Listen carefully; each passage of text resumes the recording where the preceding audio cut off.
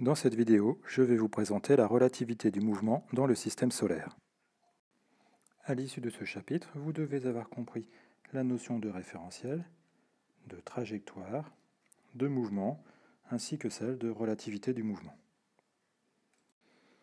Le système solaire est constitué d'une étoile, le Soleil, et de 8 planètes, Mercure, Vénus, la Terre, Mars, Jupiter, Saturne, Uranus, Neptune, ainsi que de corps plus petits, comme Pluton, des comètes et des astéroïdes.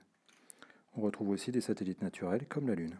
Chacun de ces éléments est en mouvement autour du Soleil. Comment peut-on décrire leur mouvement? Pour étudier un mouvement, il est nécessaire de définir le système et de choisir un référentiel d'étude. On appelle système l'objet ou le point de l'objet dont on étudie le mouvement. Toute description du mouvement d'un corps doit être faite par rapport à un référentiel. Un référentiel est constitué d'un solide de référence auquel on associe un repère d'espace et une horloge. Voyons quelques exemples de référentiels. Le premier référentiel que vous devez connaître est le référentiel terrestre. Tout corps immobile à la surface de la Terre est un solide de référence pour un référentiel terrestre. À partir de cet objet, on va pouvoir définir un axe OX, un axe OY et un axe OZ qui servira de repère d'espace. Ce référentiel est adapté à l'étude des mouvements sur Terre. Les mouvements des astres et des satellites paraissent trop complexes dans ce référentiel. C'est pourquoi les astronomes utilisent d'autres référentiels, comme par exemple le référentiel géocentrique. L'origine du référentiel géocentrique est située au centre de la Terre. 3 axes d'un repère d'espace partent de ce centre. L'un de ces axes coïncide avec l'axe des pôles de la Terre, l'axe polaire.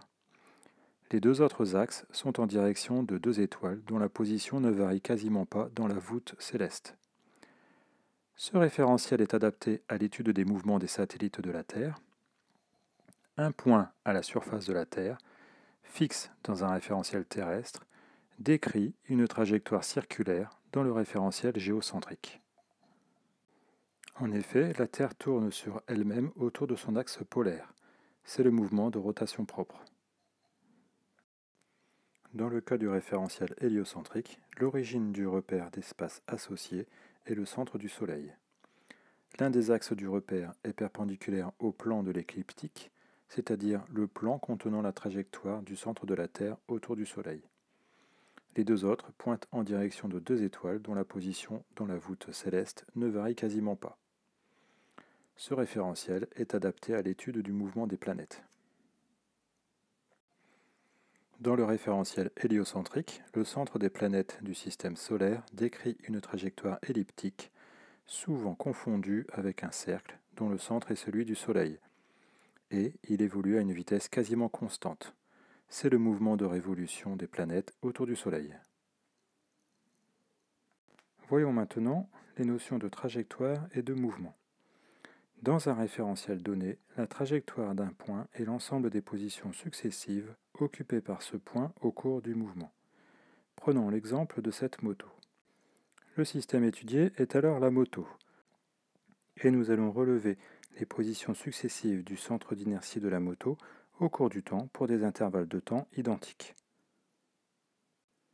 La succession des points rouges représente la trajectoire du centre d'inertie de la moto. Le mouvement d'un point est défini par la trajectoire de ce point et l'évolution de la vitesse de ce point dans un référentiel donné. Pour rappel, la vitesse moyenne d'un point s'exprime de la façon suivante. V est égal à d sur delta t, v étant la vitesse du point en mètres par seconde, d la distance parcourue en mètres, et delta t la durée du parcours en secondes. Dans un référentiel donné, le mouvement d'un point est rectiligne lorsque la trajectoire de ce point est une portion de droite, curviligne lorsque la trajectoire de ce point est une portion de courbe, et enfin circulaire lorsque la trajectoire de ce point décrit un cercle. De la même façon, dans un référentiel donné, le mouvement d'un point sera décéléré lorsque la valeur de la vitesse de ce point diminue, accéléré lorsque la valeur de la vitesse de ce point augmente, uniforme lorsque la valeur de la vitesse de ce point est constante. Nous allons terminer ce cours sur la notion de relativité du mouvement. Le mouvement d'un point du système étudié dépend du référentiel utilisé pour décrire ce mouvement. On dit que le mouvement est relatif. Reprenons l'exemple de la rétrogradation de Mars vue en activité. Le mouvement de cette planète sera circulaire dans un référentiel héliocentrique, alors que son mouvement apparaîtra curviligne dans le référentiel géocentrique. On va terminer sur le mouvement circulaire uniforme du mot fin dans le référentiel tablette. N'hésitez pas à me poser toutes vos questions.